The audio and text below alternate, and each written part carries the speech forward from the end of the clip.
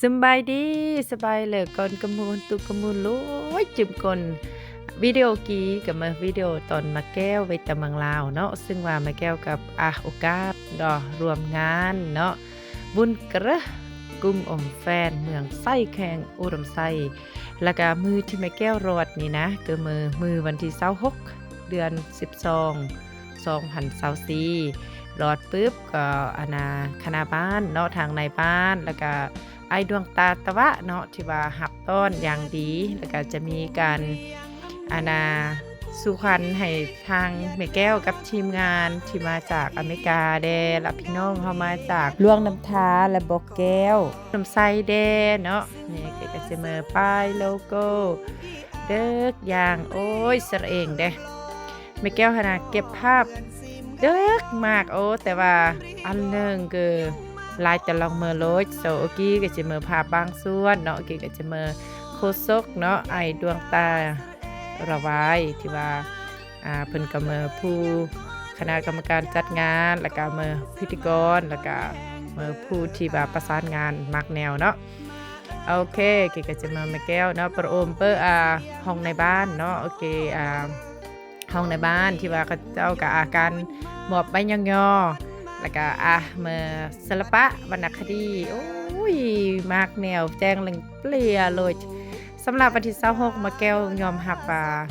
เวลาเอ็ดนั่นเนาะมาแก้วก็รอดก็กระตัดเอ็ดนี่แหละเพื่อนแต่ละมงสามัคคี2ฮอบเนาะหลังจากนั้นก็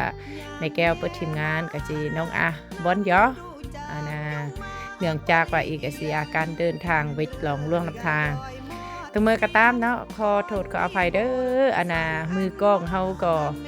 มือไม่ท้ายแหละมันลุงกงเก่ง น้องมือก็เอาเกี้ยวนั่นไก่ดอมขึ้นกับเสรงปัญเยอะเนาะเอาเสรงเด้อทักทายสบายดีกุ้งอมแฟนเนาะกันนุ่มกุ้งอมแฟนรู้จุ่มคนเด้อกันนุ่มแหน่กันนุ่มน้ำโอ้ยเสรงเด้อกี้ก็จะมามวยงานที่ประทับใจที่สุดในการเยี่ยมยามเมืองลาวอีกครั้งกี่เนาะหักเมื่อปึ๊บพบป้ามาแก้วก็อย่าลืมทักทายสบายดีหรือว่าเมื่อหักโอกาสปันได้ถ่ายรูปกับส่งอันมาแก้วเด้อเนื่องจากว่ามาแก้วกับอัลเปินได้เก็บภาพมากนะ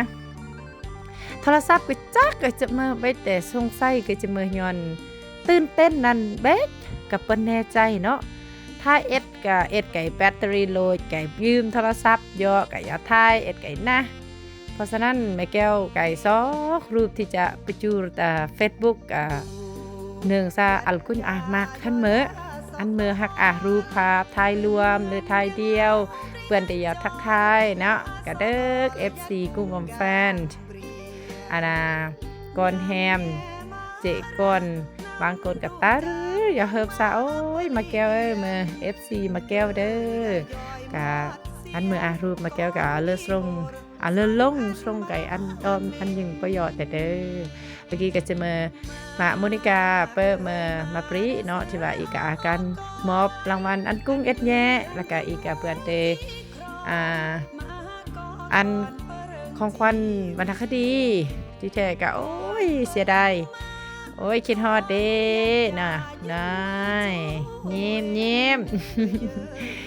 เจ้าไก่ดอมขึ้นแล้วป๊าดโธสิ่งเทียรเองถือมวยที่ว่าดอมจะมือกับเสรงนั่นกับมือจะมือปุยกระตองอยู่แล้วเนาะเสียใจไว้บ่ได้เอามาซอกเจ้าของกันปึ๊บมันซอกเจ้าของปึ๊บเราจะปุ๊บบึดสหรัฐอเมริกากินนะเสียดายเสียใจเอาไว้โอกาสหน้าเนาะโอกาสหน้าฟ้าใหม่ถ้ามีโอกาสได้กลับไปแล้วก็สิกลับไปเยี่ยมไปยามอีกเด้อพี่น้องเฮาตั้งมื้ก็รักแพงเยาตินะกับหมู่อีนี่แสบบ่แสบก็สุดแต่ว่าและมวยก็ต้องนี่นะแก๊กยอกายนะมาแก้วนี่อันมันของไงที่จริงเราโอ้เปลือกเบียร์เนาะเปลือกปูดมา